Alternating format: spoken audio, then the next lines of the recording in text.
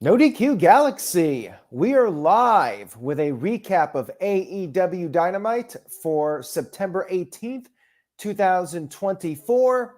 We got Grand Slam coming up next week, which is a special edition of Dynamite. And then, of course, we have Wrestle Dream coming up in October. We had build up for both of those shows. Let's get to Dynamite. Shout out to everybody watching this, whether it's live or on demand. We kicked off Dynamite with an old rivalry renewed. Orange Cassidy versus the Learning Tree, Chris Jericho. Now, we immediately had brawling between Jericho's group, which includes Big Bill and the Bad Apple, Brian Keith, along with Mark Briscoe and Kyle O'Reilly. It was eventually one-on-one, Jericho and Orange Cassidy, back and forth between these two. And they were brawling on the outside of the ring. Jericho ended up giving Orange Cassidy a back suplex through the timekeeper's table. Crowd was chanting, "Holy shit." And then after the commercial break, they traded shots. Jericho put on the walls of Jericho, but Orange Cassidy was able to get to the ropes. Then Big Bill interfered while the referee was distracted. Kyle O'Reilly came back out, fought with Big Bill. Orange Cassidy's back was hurting him, but he was able to build up some momentum. Jericho, though, countered the Orange Punch with a code breaker. Then he went for the Judas effect, but Orange Cassidy was able to counter with the beach break. Jericho kicked out of that. Then the Bad Apple returned. However, Mark Briscoe then returned and took care of him. Jericho grabbed like a roll of quarters or something and tried to use it, but he got hit with the Orange Punch instead. 1-2-3 victory. Orange Cassidy beats Chris Jericho, which doesn't really mean all that much at this stage of the game. Match was good, though. It was fine. Jericho took a table bump. He's still going out there and giving it his best go. I just do not really care about the Learning Tree gimmick, no matter how hard he tries to push it.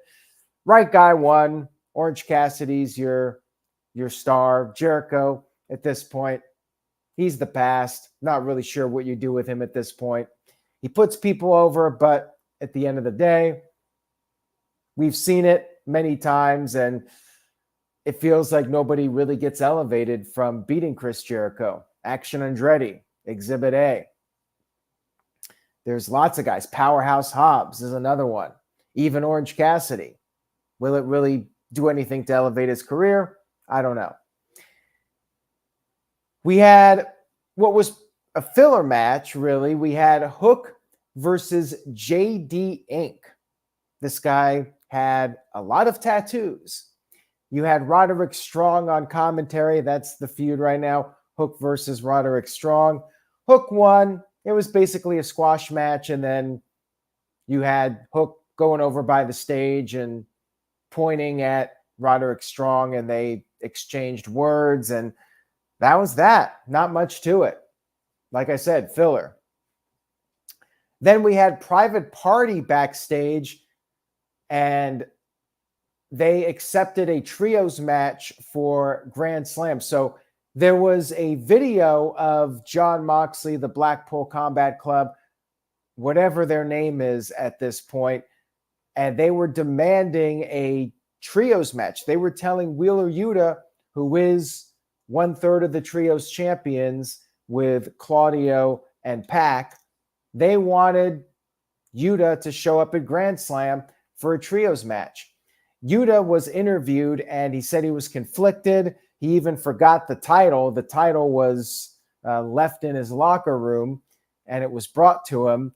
He said that he was going to be a fighting champion, and he would be at Grand Slam, despite what his teammates did to Bryan Danielson at Grand Slam. Now, anyways, Private Party said they were accepting the trios match for Grand Slam, but they didn't have a third person at this point. Shout out to Mr. Anderson, who sent in a $2 super chat. Thank you for that. I appreciate it. Says, who's more over, JD Inc. or Ricky? I would say Ricky for sure, but I'm not a tattoo guy. Maybe some of you out there love tattoos, and in that case, you might like DJ Inc. or JD Inc., whatever the hell his name is.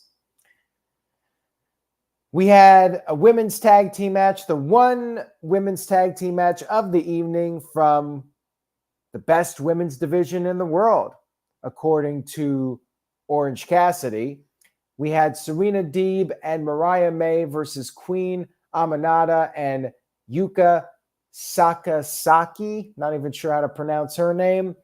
We had this tag match, and I put in my notes that all their entrance music is terrible. AEW's music is not good. WWE has a lot of bad themes too, but I feel like I can only count on one hand how many good AEW theme songs there are. One of the few good ones was Judas, and Jericho doesn't use that anymore. Yeah, I'm not a fan of any of the music that these four women had. All very generic. I wouldn't know who they were until I saw them. Match itself was fine. It was your standard women's tag team match. It ended in a rare DQ. We don't see DQs too often in AEW. Yuka hit a springboard splash to Serena, went for the cover, but then Mariah May used the championship on her for the disqualification, and that was that.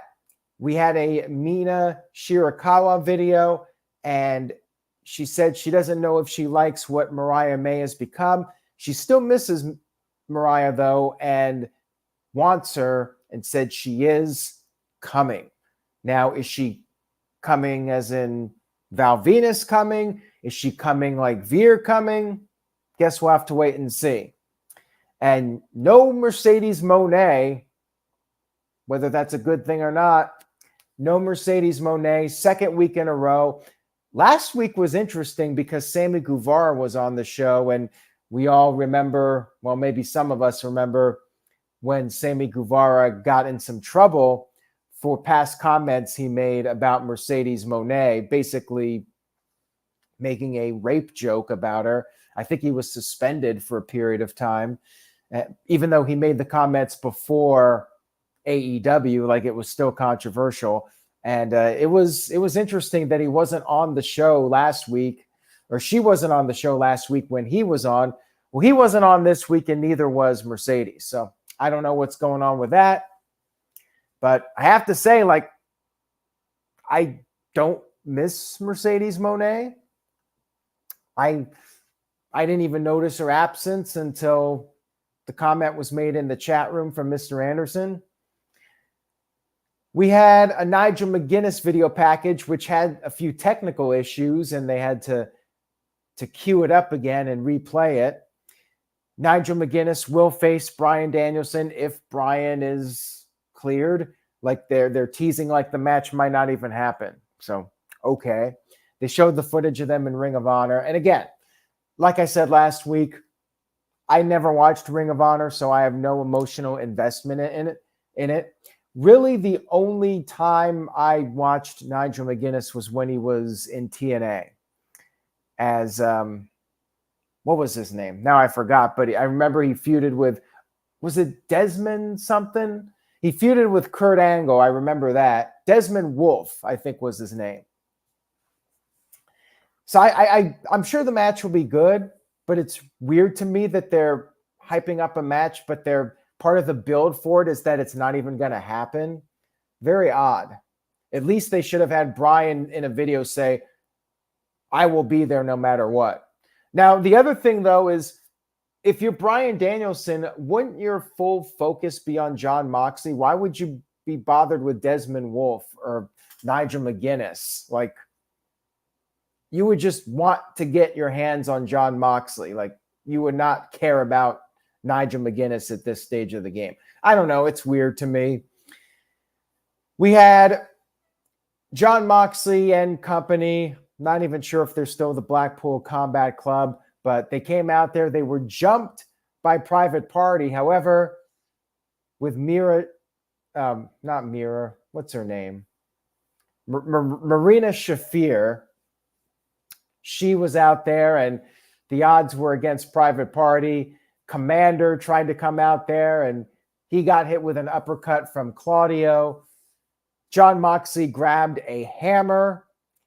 More violence from Moxley, but he said he wasn't going to end Private Party's careers. He said he could, but he was going to give them a little bit of mercy. He did say that they are in the same exact spot that they were in 5 years ago. Ouch. Then he took the hammer and smashed one of the Private Party's guys in the hand, smashed his hand, and the crowd chanted, "You sick F."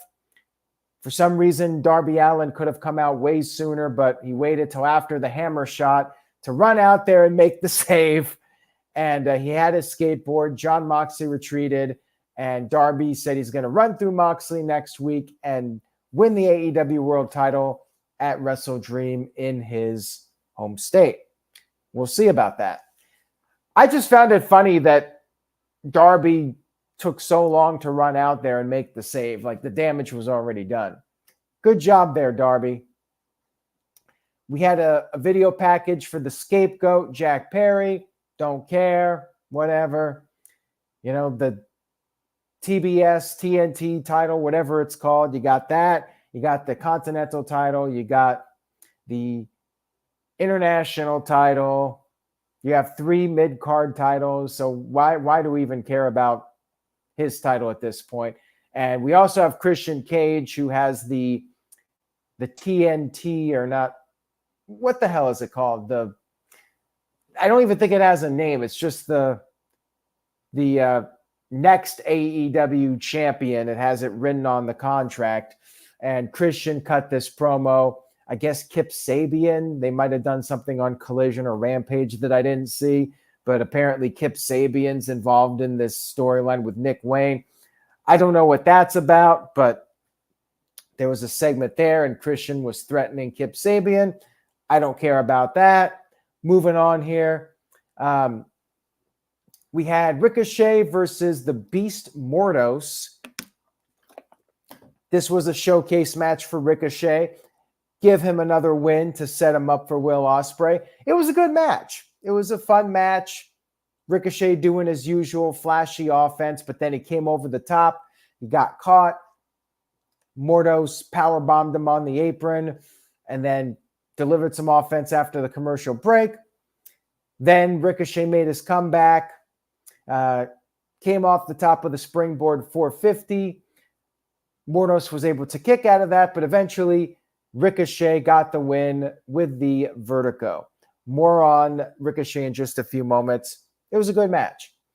We had Hangman Adam Page in a video package, and then he came to the ring to speak with Tony Schiavone, and he brought up how people were supporting Swerve Strickland, including people at the commentary desk, and he got in Tony Schiavone's face, and then Jeff Jarrett ran down.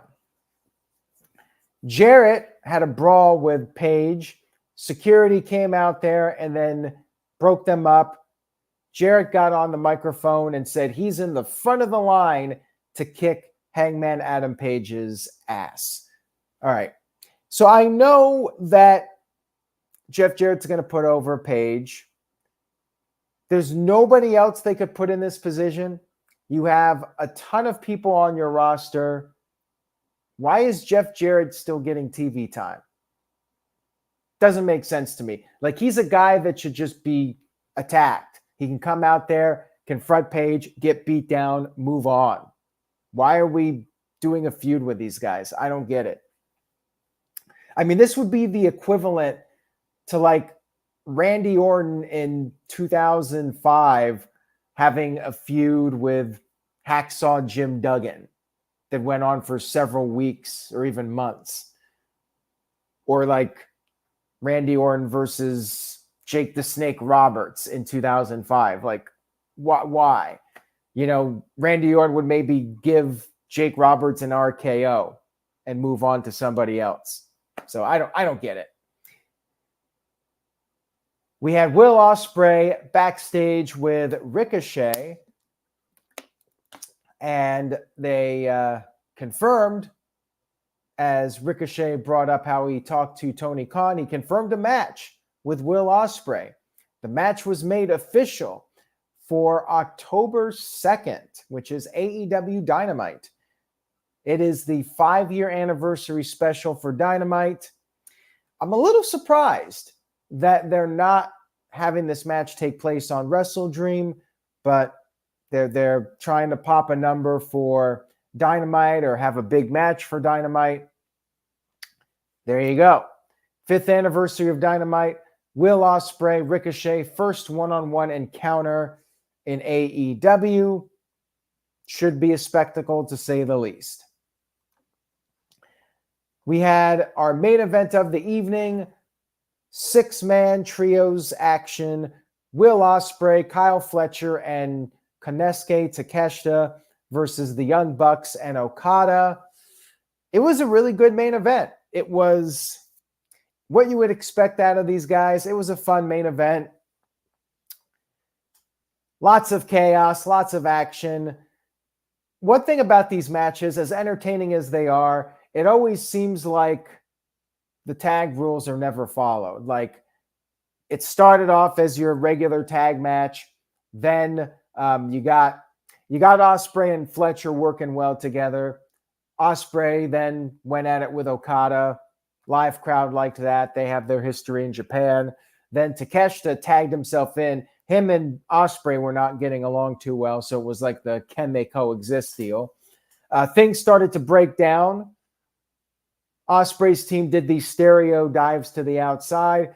Then after the commercial break, we had order restored, back to a regular tag match, only for things to break down again. Everybody hit big moves, got knocked down. Crowd was chanting AEW. Then we had another commercial break, order restored again. Then Takeshita avoided a BTE trigger. He gave a German suplex to both of the Bucks at the same time. Ospreay came in for the hot tag, but he got overwhelmed. It was 3-on-1. Then Fletcher and Takeshita got back in. Then Fletcher tagged in, even though all 6 guys were in the ring at the same time. Fletcher did a tag. Takeshita hit a dive to Okada. Fletcher avoided the TK driver from the Bucks.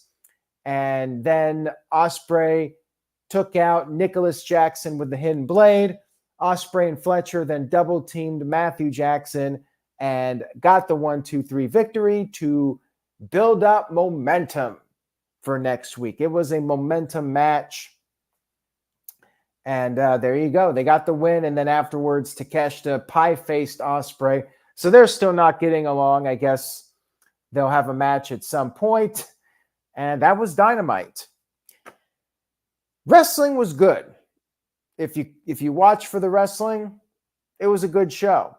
Storyline-wise, it was okay.